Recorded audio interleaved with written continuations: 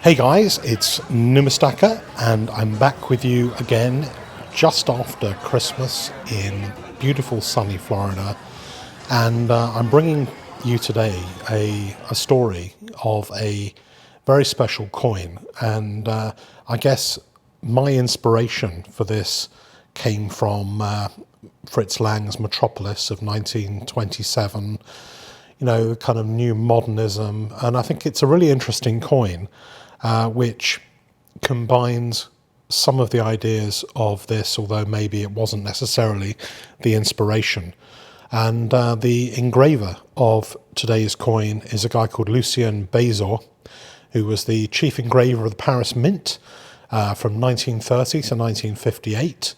And so his inspiration came from all of the Art Nouveau, studied at the École Belle Époque, and there's lots of interesting things about his designs.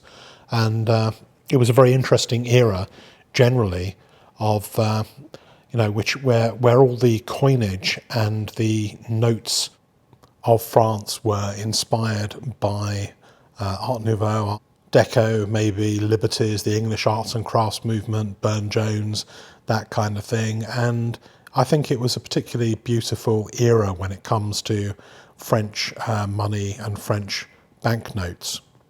So this coin in particular, it's a small coin, 6.55 grams, zero point 0.9 fine gold, 21 millimeters, a tiny bit more weight than the 20 franc French coin, but more in common with that than the larger 100 franc coins. And let's have a look at the coin itself. This particular coin was purchased or won in the Heritage Auction in the summer, and I've only just managed to get to have it sent to me over in Florida. And it's a very, very special coin, one that I've been after for some time. It's pretty rare. There are not very many of these around, and the ones that are around are incredibly expensive.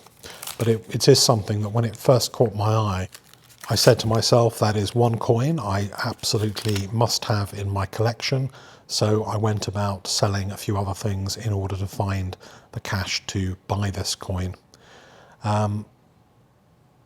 It's not a coin you'll see very often. I think these are pretty rare.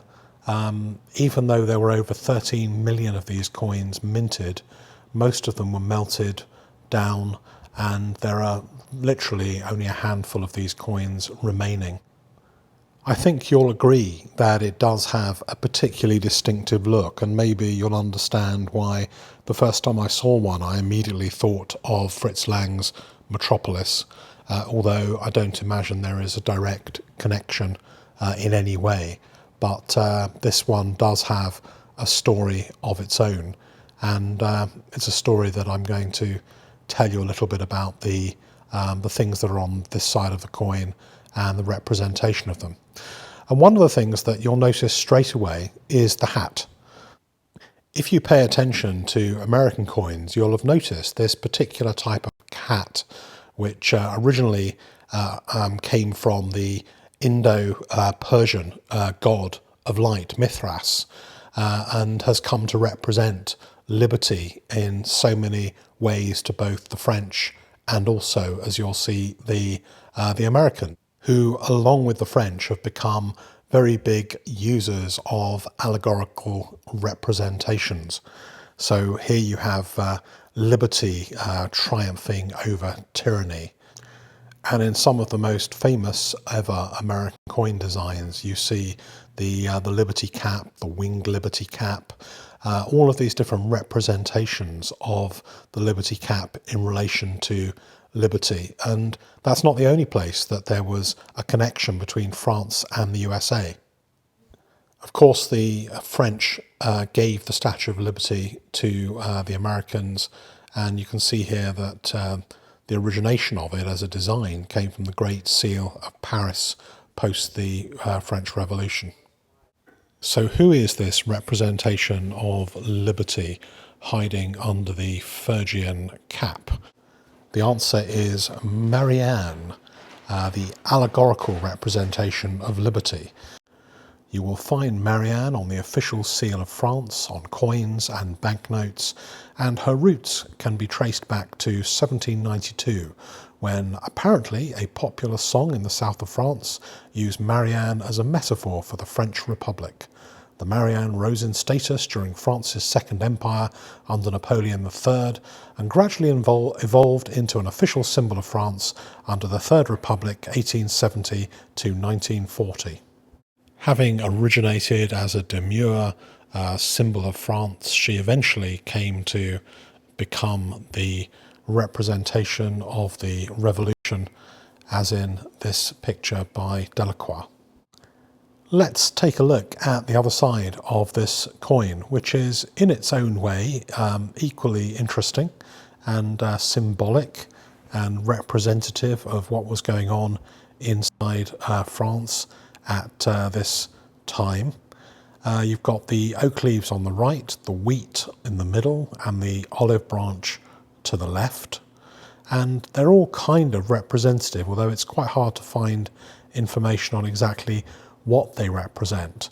The oak leaves are thought to represent the laurel wreath oak leaves of Napoleon the First, and the spirit of Napoleon.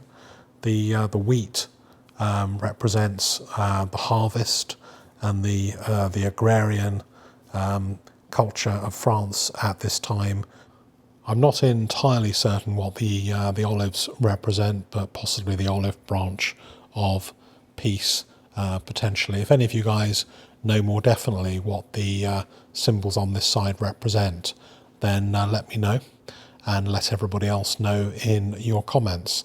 But whatever the symbology, very strong symbology of this particular coin is, and it's a very, very beautiful coin. I think possibly one of the most beautiful French gold coins, and it's something that you really won't find very much, even though, as I said before, millions of them were produced between the late 20s and the mid 1930s.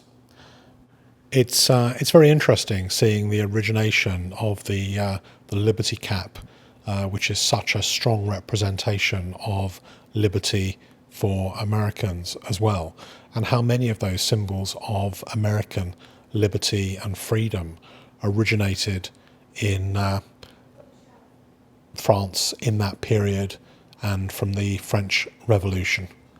So I'm really happy to have this coin. I think it's you can see here the lot number and the HA sticker still on the coin.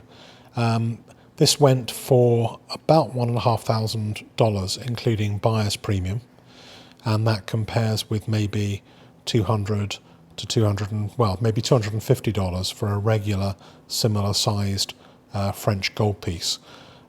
So you can see the relative difference in rarity for this coin compared to, say, one of the rooster coins that were around at a similar time, just before or just after.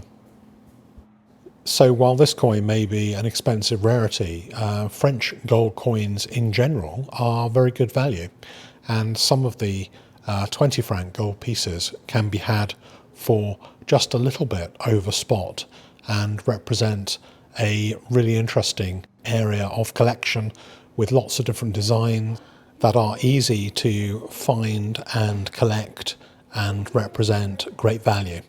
Meanwhile, let's just take one last look at this coin. So similar to the 20 franc Napoleon size, tiny bit heavier.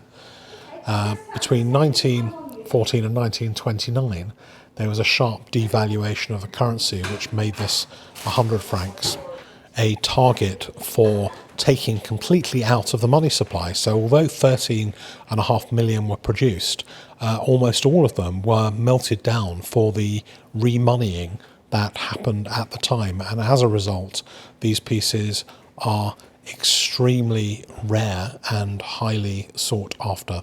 So I very much hope you like the coin and you learnt a little bit about its history, as I did to make this video.